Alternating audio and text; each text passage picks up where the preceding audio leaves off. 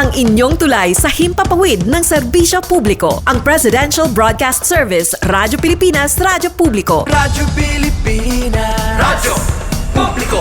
Kinilala ng pang-international at prestigyosong Asia Pacific Broadcasting Plus Awards 2025 para sa kategorya ng Government Streaming. Ito ay dahil sa epektibo nitong pagsasanib ng mga tradisyonal na media tulad ng telebisyon, radyo at print para masabayan ang mabilis na pag-inog ng mundo ng digital at social media tungo sa mas epektibong paghahatid ng mahahalaga at napapanahong mga impormasyon sa mamamayang Pilipino.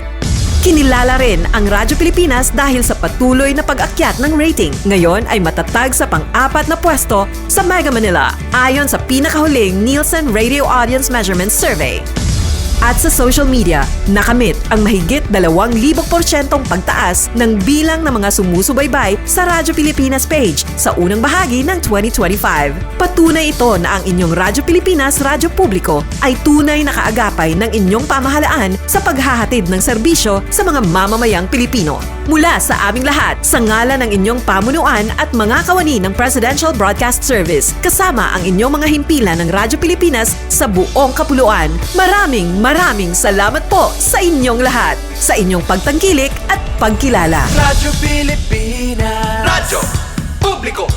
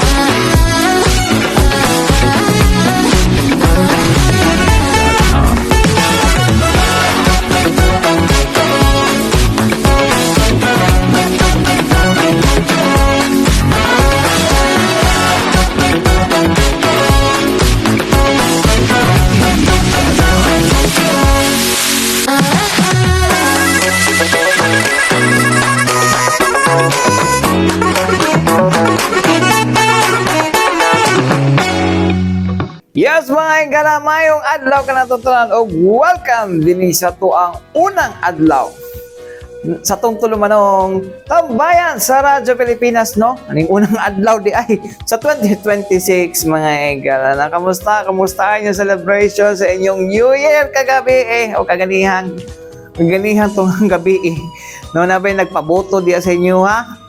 No? Ang mobile ni mga igala, no? Kay bawal, may pabuto doon sa Davao City, mga igala. Na kaya nagpabadlong, no? Well, ito na may bawaan, mga igala. Kay kalat na social media, mga igala. Pero no, basi na ni kalat, mga igala. Kay grabe na ba yan, ikaroon panahon na, mga igala, no?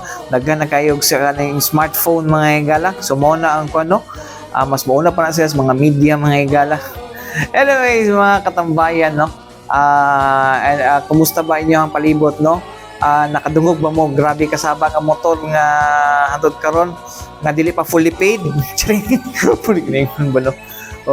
Sa po din hangyo dapat dili bandayan po doon ng bura-bura, mga igala po doon sa kasaba kay bisan daw kuno humana daw kuno ang first hour, mga igala, no? Siya po nagbanat anila ang bura-bura, no? Murabi mahalo na ilang motor, no? Sa paa. Ko ba mairita pod ko ana, mga katambayan ay kanang tungkol siguro na sa edad or KJ lang ba ko? Pwede mo siya pagiging KJ na, pero korporatan mong na nila good, mga igala. Nigaw na kayo sakit kasing-kasing, mga igala. Sensya, no? Sensya gid ka para sila, ha? Kay nag-celebrate sila New Year. Mao na nakaroon. Anyways, mga katambayan, no? Ning unang adlaw sa tuang tuig, mga igala, no? We are hoping, no? Naglaon ta, mga igala, nga unta ba mahimo ning makapanta, no? Mamahimong masuccessful, mamahimong makayo ato ang tuig, sugat sa tuig, mga igala, although ipangkapoy pa ta, no? Gikan sa to celebration kagabi, but anyways, mao na ginato ang pagkabuhaton gyud, no? Pugi lang gihapon ta, walay makapildis pugi. Kumusta to naglingin-lingin kagabi, no? Mata na ba ang uban? Bito karo ubang mga igala kay di man gina nagapanggawas og New Year kay palihi lagi daw. But anyways, mga igala, din hita sa tuang hisgutanan, no? To balikan, mga igala, no? Ang tuig 2025, mga igala, especially ang kalampusan sa tuang kasundaluhan, mga igala, no?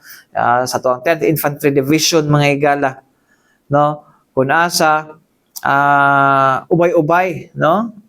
Padayon, no? Mas nawala ang presensya sa tuang New People's Army, mga igala, dining dapita sa tanang mga halos tanang lugar sa 10th area of responsibility sa 10th Infantry Division, mga igala, no? So hopefully mo na gini ang ilahang kan, mga igala, no? Mo na gini ang sinugdanan, mga igala, no? Nga musulod na gyud, no? Managhan na ang development, mga igala. 2026 will be good for development, especially sa to ang mga dalagyo nga mga barangay, mga igala. Maabot na dito tanan mga proyekto, mga igala, no? Maabot na tanan ang serbisyo, mga igala, tungod sa maong kalampusan nga nakuha, mga igala, or na-achieve sa to 10th Infantry Division, mga igala, no? Sa to especially sa to seguridad, mga igala, o sa pagpabilin nga insurgency free diri sa Davao Region, mga igala. Ato balikan, mga igala, ang pahayag ni 10th Infantry Division Public Affairs Office Chief Major Ruben Gardot. Uminaw na to. Grab na po na ko ni siya ang opportunity, ma'am, sa ato ang pag-update sa katibukan ng accomplishment and activities sa ato ang division for calendar year 2025. No, kay mo naman niya to ang last nga bulan base mabisita mga the following days or weeks. So, hinahinayon ako as fast as I can nga ma-deliver ang ato ang update sa 10ID before we go to the ways forward or way ahead sa ato ang campaign, no? So, tama to, Ma'am Ruth, no? Since June 2025, wala naging presensya sa NPA sa ato ang area, o ginatawag na ito zero active NPA units or even individuals diri sa tibok joint operational area sa 10ID.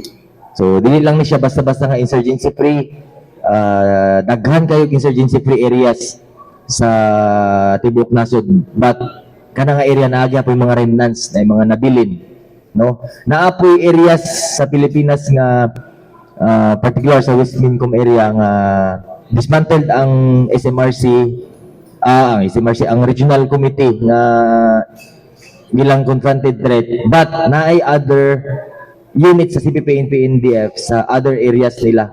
So ang kalainan sa to sa 10ID is ang katibukan ng area sa 10ID kung asa naay tropa, naay jurisdiction ng 10ID, wala naay presensya sa NPA. So with that, gamay lang balik sa atong panahon para lang makita kung saan ato ang mga gipangbuhat nganong na totally defeat nato ang SMRC, and at the same time na sustain nato ang hard fought, no, gains nato pag-abot sa insurgency free status. First is ang ato ang focus military operation. Number 1 gid siya permi, no? Ang core competency sa ato ang military is war fighting, no? Kung atong tanawon. So ang 10ID nakakandak og 60 ka combat operations resulting into 5 encounters. With that 5 encounters, tulo ang naay significant result at which na-neutralize, no? Namatay sa engkwentro ang tulo ka NPA. Dili lang basta-basta ni siya lang mga NPA, but mga officers nila. Kung mahindo man na to si Jeffrey Casal, alias Lalay, ang Vice CEO sa Jaguar, og si Albert D. Chavez, ang CEO sa Jaguar mismo. Then nasundan ni siya sa apprehension sa katong tibuok remnants sa SMRC led by Nikki Kaniki or Charis Banyes, no, sa SMRC dito sa Agusan, Bunawan, Agusan del Sur. So sa tuang combat scoreboard, we have a total of 705 ka CTG personalities, either na kuha na to sila pinagi sa encounter, na-capture na to sila sa ato ang mga operations, o kasagaran diri is surrender. So 705 CTG personalities along with 238 assorted firearms categorized as low high-powered firearms and low powered firearms. So with that,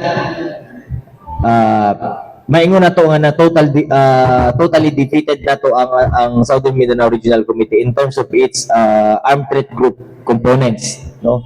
So sa iskutan ng sustainment operation or stability operation para lang ma-maintain na to ang nakabutang insurgency free, daghan po tayong mga activities under sa stability operation. So dili na ni siya about sa physically nga mga combat operations gyud, no?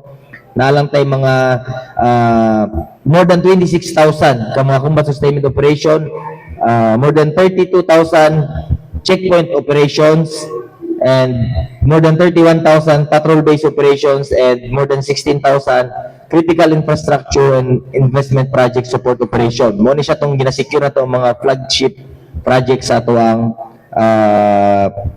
government ug sa uban pa nga mga sectors, no?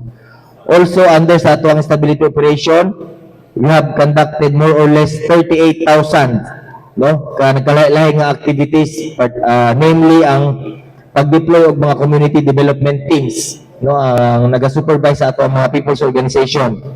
Ang deployment sa mobile community support and sustainment teams, community outreach program, information education campaign, sectoral engagement activities, IP engagement, project programs in conflict-affected areas and disadvantaged areas, IP rights advocacy programs, deradicalization, healing and reconciliation, and vulnerable summits. So kini siya nga mga nagkalaing activities, dili lang ni siya basta-basta nga ginabuhat lang sa military, no, but in collaboration gini siya sa ato ang mga government agencies para ma-deliver ang mga services. Isa ni siya ka essential factor para mapugna na to ang recovery efforts, no.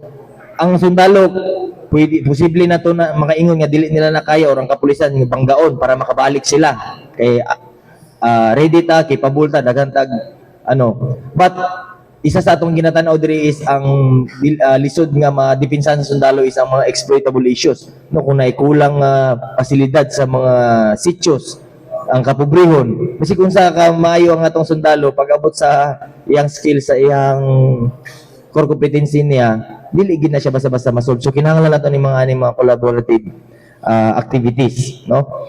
And also aside from that is kining atong HADR operation or humanitarian assistance and disaster response, no, nga mga activities. Wala ra ni siya nagpakita, no, nga basta lang ang military alone, but in collaboration gihapon ni siya sa ato ang mga nagkalain nga government agencies, lalo na gid sa kaning pag-save of course sa kinabuhi pag naay mga man-made o natural calamities, and also ma-restore ang normalcy sa kanang giyagyan og mga disaster. No, natay mga rapid disaster assessment and needs analysis or RDNA, no, 68 ka activities, evacuation 42, retrieval operations 186, search and rescue operations 222, relief operations 338, manpower assistance 520, road clearing operations 774, security assistance 233, transportation assistance 179, attendance to conference and coordinating meetings 53, and support to RDNA activity 6, a total of 1,921 activities related to humanitarian assistance and disaster response. And lastly, pag-abot sa ato ang law enforcement and support operations, ang ato ang gina-report diri kasagaran is kini ato ang Task Force Davao, no, to include ang under sa ila ang Task Group Samal, no. For calendar year 2025, TF Davao apprehended a total of 504 personalities, no, related to drug cases, no. In terms of grams, nakadakot ang ato ang Task Force Davao og natigom nga 2,488.62 grams of shabu with a street value of more than 17 million, and 1,486.43 grams of marijuana, a total with a street value of 186,182 pesos. Also apprehended 1 high-powered firearm and 28 low-powered firearm. So mo ni siya mga source and mga ma'am ang ato ang modest nga accomplishments sa ato ang 10ID 10 Infantry Division kauban ng ato ang mga line units pag-abot sa totally defeat kinato sa SMRC sa armed threat groups again and sa pag-sustain nato sa ato ang mga nakabutan o ang ato ang participation sa mga mekanismo sa ato ang whole of nation approach. With this sa pangutana ni Ma'am Ruth kanina no ang sa mga musunuday kabalota dugay na nato ginaingon nga the armed forces of the Philippines has already shifted its focus from internal security operation into territorial defense operation or kinatong itawag na IES o external support external security operation rather no so unsa atong ginabuhat ani kay wala man ta layo-layo man ta mismo dito sa taas og tension nga area which is ang ato ang exclusive economic zone no sa West Philippine Sea. So ang ato ang mga taskings is just to i-monitor ang mga clandestine operation dili lang man po sa isa ka lugar nga nasa foreign countries but all foreign countries nga naay mga clandestine operation na naay potential nga nagakandak og espionage sa to ang nasod sa Pilipinas. At the same time ang ato ang preparation sa battalion size ng mga movements or bigger than battalions o interoperability sa other units sa ato ang Philippine Army. So that's all sa ato ang 10ID updates pag-abot sa ato ang campaign. Mga sirs and mga ma'am. So, mo ito mga igala, no? Pahayag ni Major Bengat Maygala, ang Public Affairs Office Chief sa 10th Infantry Division, mga igala, no? So, anyways, mga katambayan, no?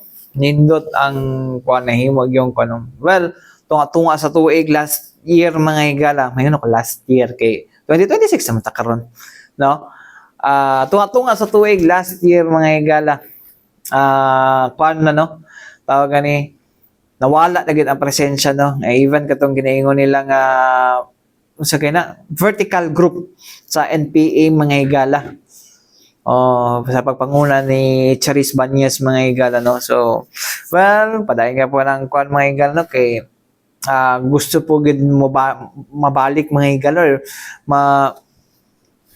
makuha gid balik mga higala no ang mga kampo sa dating mga influence sa NPA may higala. Although na paghihapon sa problema may higala, it's because there are still groups mga higala nga nagalihok mga higala no, on the kanang tawag lang nga white area or diri sa to ang mga urban areas mga higala no. Not dili gamit ang ilang armas but gamit ang ilang kaalam mga higala kadong ginatawag nila nga parliamentary struggle mga higala. So, mo na ang ginakuan karon sa tuang kasundaluhan may galabad. No, dili man na makuha tanan may gala. Just like sa NTFL kag may gala, it's a whole of nation approach mga gala. No? So, ilahada makuha na mga gala through the help of other agencies mga gala no.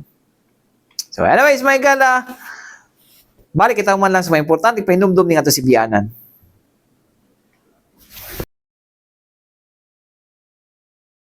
Balik kita mga igalo din sa ito panaguban sa itong tulumanong tambayan sa Radyo Pilipinas on the first day of 2026 mga katambayan!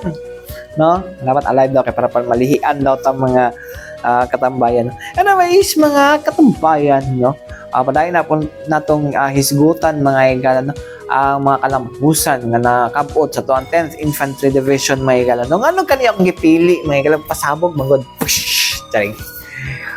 Bito napili na to ni mga higala nga hisgutan mga higala no balikan ng mga katambayan no kay tungod ako gid sa kalampusan gid mga higala no katong mga ginaingon mga higala gusto na pala malihian mga higala no nga kung kaniya tong hisgutan una mga higala no there will be development mga higala more sa tuang kuno sa tuang kining lagyo ng mga barangay mga higala no so karon mga higala kay sa una mayong kog ngon na development may gala kasi una man gud may galan wala kay mosulod ng mga development mga gala kay kung dili kuanon mga gala mga project mga heavy equipment pansunugon di ba problema gid mga gala sa una pa may gala no kay na pangsunugon ang pagkilkilan kisa pa may negosyante nga mosulod diha di ba okay sa may gusto mo agid dira kung atong hisgutan sa una may gala kanang puntay dira sa may Santa Cruz sa unang may gala daghay manunong og bus diya sa una, no? Mga NPA kay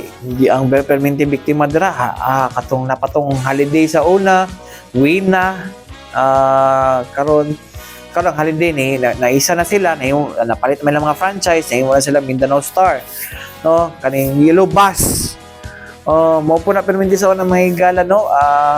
Anong ginagawa nila kay tungod mo man lang ginatawag na sa revolutionary tax mga higala. Ang mga to ganyan sa itong gisgutan ng mga higala no nga wala nag-NPA. So meaning tuloy-tuloy na to development, no, for this year mga higala nung for this year wala resurgence ng mga hitabo kaya na resurgence patay, no, nag-pull out of it brigade din ni mga higala. Grabe hagit sa unang gid mga higala kung kaisgutag ka ng NPA ba, no, kaning insurgency mga higala ba, no to nagsugod po ko sa media mga higala, grabe kay kanang pakibato tambobong adlo kay mo to din ha mga higala.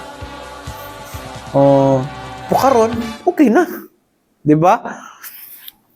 So tuloy-tuloy ni siya mga higala. Anyways mga higala karon mga higala no ato pong hisgutan balik hisgutan po ni gisgutan po ni mga higala ni Major Ruben Gadot mga higala, no, ang mga intervention, no, especially sa panginabuhian sa ato ang mga former rebels mga higala nga karon gina friends rescued na mga higala ang tawag nila mga higala, o katoy lang ipang mugna nga mga people's organization. So kay mo man ni gi-promise atong gobyerno mga higala, no, nga hatagan sila panginabuhian mga higala, no. Isip kuano para kay daghan magid ka ng mga daghan gid mga kuan gid nga di na tay ka-deny nga na-exploit ni siya. It's because tinuod pod nga naagi kalisod jud dito sa kabukiran. So anyways mga higala, atong balikan mga higala na himo payag ni Major Ruben Gadot ang hepe sa Public Affairs Office sa 10th Infantry Division. Paminaw na to. Anyways, sir, katong gipangayo nga data sir with regards sa itong mga POs nato nga nahatagan o mga livelihood assistance gikan sa Department of Agriculture. Kumusta to sila sir and pila to ka buok gani sir tong nakadawat sa maong assistance and unsa usually ang livelihood assistance na or katong mga panginabuhian gihatag sila? Yes sir, no. We have continuously monitoring a total of 943, no, people's organization sa ato ang monitoring pa lang ni pros sa naapod tay mga other counterparts like sa PNP or any government agencies nga napoy sariling gi-monitor gyud, no. Mostly aning 946 is kita gid ang nag-establish ani during the time nga kusog pa nga to ang mga immersions o ang ato ang clearing operation sa mga affected barangays pinaagi sa ato ang community support program ng mga operators. So sir, sa 943 naatay recorded, no, kung ang pangutana is about sa intervention sa ato ang Department of Agriculture. We have a total of 230 monitored nga mga interventions coming from Department of Agriculture. 230 POs, no, na naay mga ano. Pag-abot sir sa ilang mga livelihood, no, daghan man. Actually, naay coconut and vegetable farming, tilapia production, rice retails or kaning general merchandise, hog racing, chicken dispersal, even lending na gyapon, poultry production, abaka production, so cacao and bean production, daghan gid sir. Mostly manggod magdepende ni siya sa particularity sa mga area sa atong mga people's organization. No, kung ang ilang dito sa Talaingog na part, mostly mga abaka ang ilang i-request nga mga livelihood related to abaka. No, kay nag-attempt na taan na sa una kanang mga high value crops ng mga gulay usahay wala sila maanad sa ana nga pinabuhi ang ato ang mga IP. So mo to siya sir ang ato ang mga record nga nagkalahi-lahi nga mga livelihood projects nga na-award sa ato ang mga ano. So kanto akong naisgot na 230 exclusive lang to siya sir sa agency nga DA, although na po yung mga partnership nga sabay siya during sa uban nga ano related apil ang DA. Napoy mga DA, DOLE, BIFA, magkauban, depende sa livelihood kay usahay. Convergence ang efforts nga ilang ginahimo. Sir, natay breakdown sir kung kato sa 230 asa gikan ning mga POs. Yes, sir. Sa Agusan, para dili maano no, ilatag lang ako ang joint operational area sa 10ID, dili lang na siya Davao Region. Natay par sa Sarangani, sa Southern Bukidnon ug sa Caraga Region. So from Agusan del Sur, 7 sir ang naay intervention ang DA sa livelihood projects nga na-award sa ato ang with that 943, along with that 943 POs. 7 sa Agusan del Sur, 23 sa Bukidnon, southern part sa Bukidnon, 1 sa Cotabato, 42 sa Davao de Oro, 90 sa Davao del Norte, 29 sa Davao del Sur, 16 sa Davao Occidental, 4 sa Davao Oriental, 1 sa South Cotabato, 11 sa Sultan Kudarat, o isa sa Toa sa Surigao del Sur. Yes, sir. Based on yung monitoring karon sir or sa pagpangumusta sa latest lang ninyo nga pagpangumusta ani nga mga PO sir. Kumusta ang ilahang panginabuhian karon sir? Kuan ba?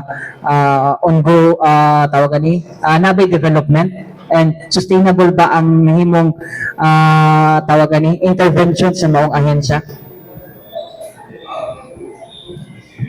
Pag-abot sa kaning assessment sir no, ug evaluation, first ang ato ang intervention sa military nga part, definitely dili ang agency nga makahatag sa ilang livelihood, but kita ang agency nga hangtod karon kauban sa ato ang mga people's organization sugod sa katong pag-establish sa ilaha, paghimo sa ilang mga bylaws, membership, pag-register sa DOLE or accreditation sa munisipyo, nadara ang ato ang 10ID. So even until now naatay deployment of community development teams sa mga areas kung asa mo nang makita niyo ang mga pages sa ato ang mga battalions na ay nagtabang nagharvest og tilapia, nag-anog mga manok, and other activities nga related sa pag-supervise o pag-assist sa ato ang mga POs. So kung ato ni siyang isumatotal, dili na ko siya maingon gid na mahatag nga naglambo or kay naatay categorization na ginatawag no, naatay mga categorization na ay intermediate nga category or status sa ato mga POs or nagpabiling gid nga kanang wala pay dako nga intervention or livelihood projects nga na-award sa ilaha. Igo lang gid na organize mga ana nabuo na conceptualize ang ilahang ma-register siguro pag-ana, but wala pa gid siya gakita o wala pa gid na-awardan og livelihood projects. Naaputay intermediate, although na ang categorization kaniya mga POs nga naana siya livelihood, but atras abante lang gihapon no. Daghang challenges nga giatubang maybe sa mga trainings, sa pag-handle sa gamay nga entrepreneurship nga mga butang, ilang mga knowledge silbat kun tuloy-tuloy wala paghihapon actually kita, but we also have this advanced category sa ato mga people's organization kung asa dili lang na sila basta-basta gakita sa ilahang mga livelihood projects nga na-award sa ila, but even nakadungag nagmembro, nakadungag naglain nga so sir nakategorize gina sila sa ato ang categorization nga basic, intermediate ug advanced.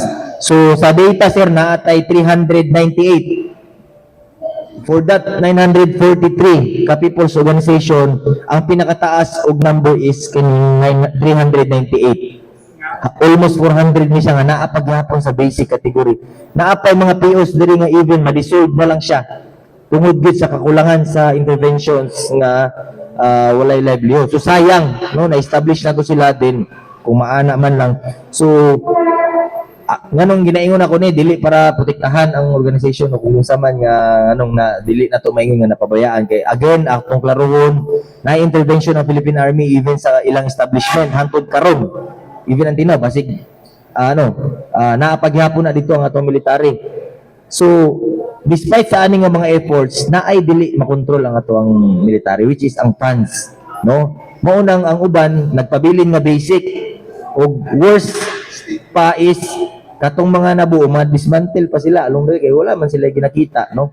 So 398 ang basic category, 275 ang intermediate o ang 270 ang advanced. So kung atong tanawon, kung atong isulod sa ano sir sa analysis ang konteksto sa ilang ang pagiging progresibo sa ilang ilang mga livelihood projects kaning 270 gyud kaning mga nasa advanced category out of that 943. So ginaingon nato ni dili para magpansinay ang mga lahiling agency but para makita ang problema nga kinahanglan pagyud og mga interventions ang atong mga people's organization, no? Dapat lang po sa ato ang mga naglahiling agency labi ng LGU sa taas pa ang insurgency problem sa ato ang Davao region. Dapat nato timan-an nga wala tayo laing pangandoy sa una para ma-organize ni sila og mapasurinder. Kaya uban na nila is underground mass organization or National Democratic Underground Mass Organization niya sila sa mga CPP and PNDF. Isa sa butang anong napasurinder nato ni sila is giingon nato nga naay programa para sa ilaha. Naay livelihood nga nagatang sa ilaha. So ayaw mo pag sa mga propaganda sa communist terrorist groups nga magtindog sila eskwelahan, kayuhan, trabaho sa inyo nga dili na tinuod kay nadri sa gobyerno.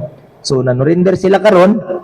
We have the data nga naay 270 nga in advance na. So pero ang kanindot ani kabalo ang ato mga people's organization nga nanikamot kita nagtinabangay but siguro kinahanglan pa nato dungagan para ma-prove nila nga tama tong ilang desisyon nga ni suporta gid sila sa programa sa gobyerno o sa likway nila ang propaganda nga programa sa Communist Party of the Philippines and PNDF. Murag sa katong intervention ninyo sa talaingod atong tuyo sa buhat ato sunod katong ilahang fiber nga Daratex na wala nagipalit. It's because of katong wala wala nagipalit tong ilahang fiber nga ilahang produce dito, di ba? Same scenario. Yes. Dili na to siya sir about lang sa 10 idea.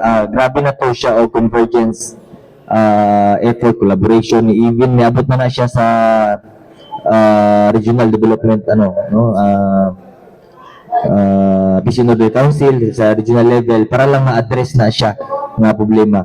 So naginahinay actually natamnan na to bago sir tong lahi nga klase nga variety sa abaka katong nagbarato nga nakalugi na-replace na to siya actually and continuous to siya nakapila ta karon og hatag og seedlings ang pinaagi sa lahi-lahi nga mga interventions para sa mga bagong seedlings and at the same time kung wala ko na sayop nakaduha na ka-harvest sa katong replacement nga bagong variety sa abaka pa yun hinay sa to ang mga kaitsuno sa Talaingod.